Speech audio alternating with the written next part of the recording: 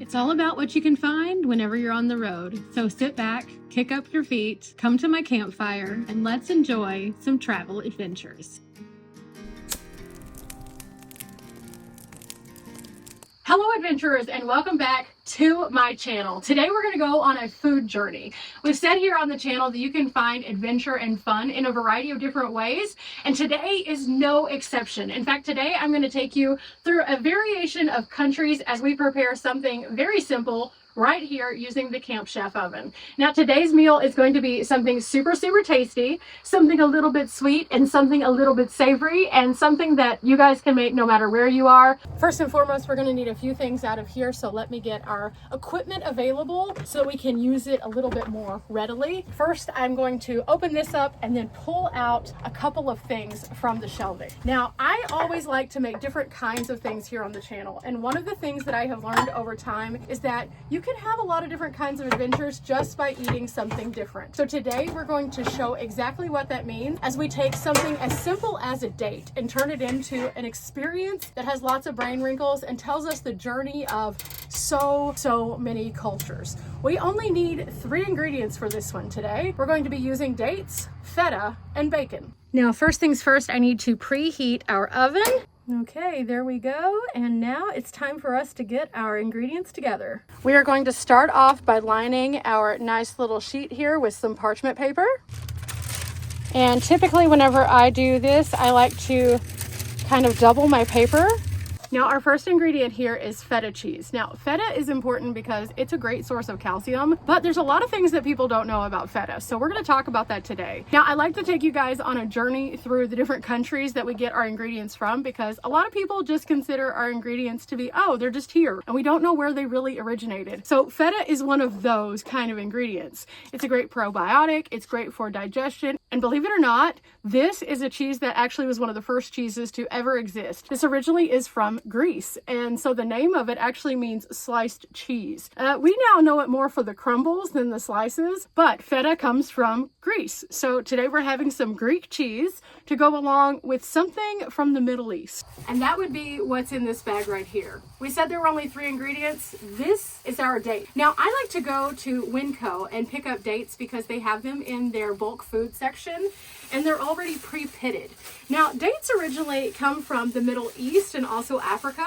They're a good, wonderful source for a lot of different things, and you can find dates to be one of the more scrumptious, delicious, natural sweet foods out there. Now, why was the date from the Middle East though? It was a crop that was easier to establish in dry climates. So in the desertous regions and also around the Nile area, the date was super simple to grow. Dates became super popularized by these particular areas, and because of that, now we here have the dates in the Northern America area. The date actually originated between 4000 and 3000 BC, and it was one of the first domesticated crops. They could grow in those harsh desert conditions, but they also provided a lot of fiber and were a quick natural energy for people. They are rich in potassium and magnesium, and they support brain health and can actually reduce inflammation in the brain to make you feel a little bit more coherent. Now, with that, these are averaging 2 to 4 per serving. Any more than that is considered gluttonous, so we're not going to overdo it today, but I am going to make a whole pan of these because it's not just me eating, it is also my friend Riley. So in order to make these, I have sliced down the middle of these, and then we're going to stuff some feta in there, and then we'll just make rows of them. We're not finished yet though. We have one more ingredient. This is going to take me a moment though. Okay, we have them all stuffed, and now it's time for us to take on the next step. Now these are looking good, but the next step is going to be to wrap them in bacon and put a toothpick in them. But did you know anything about bacon before we made this meal? Most people just find it at the grocery store and think, okay, I'm going to grab some bacon. But did you know at one point in time there was actually a marketing campaign that made you think of bacon the way that you do? Let's get to that story in just a minute, but let's start off where it began. These actually came from China originally.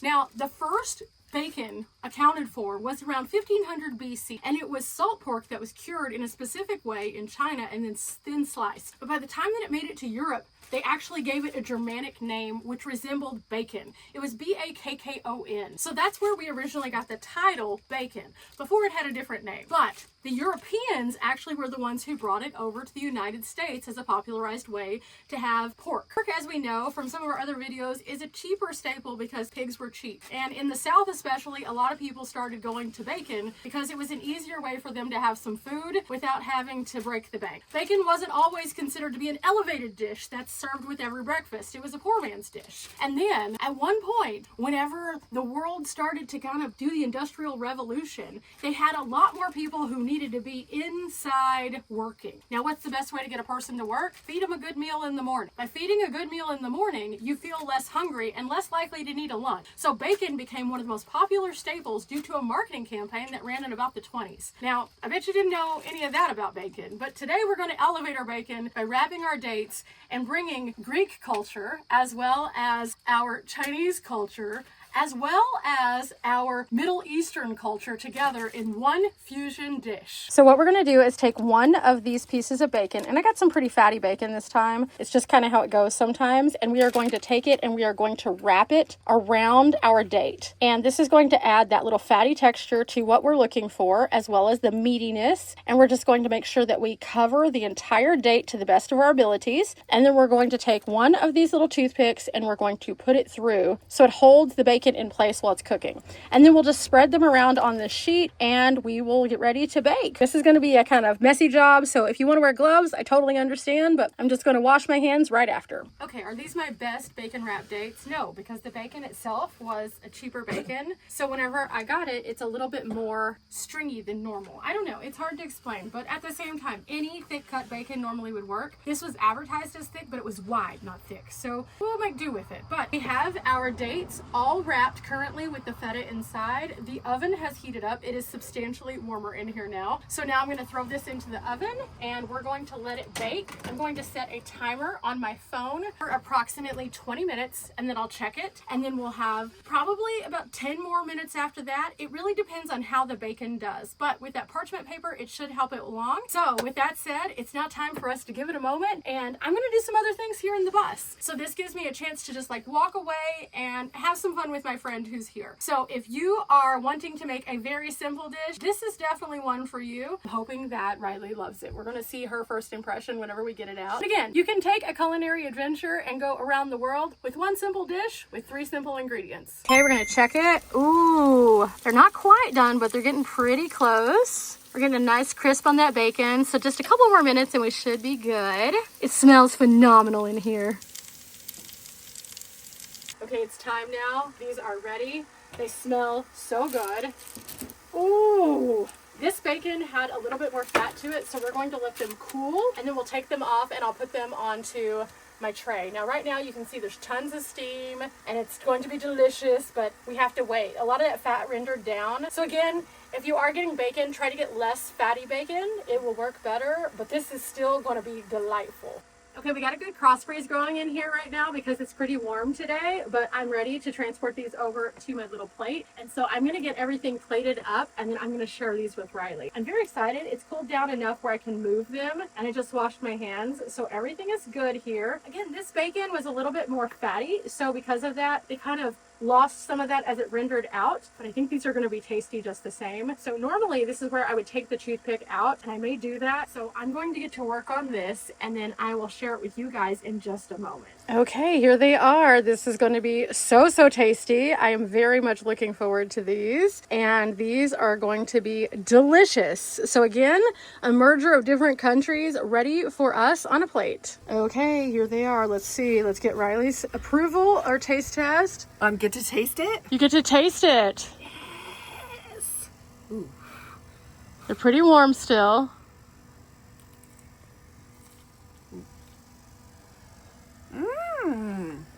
Oh my gosh, that's so good. It's like candy. I don't think I got to the feta part though.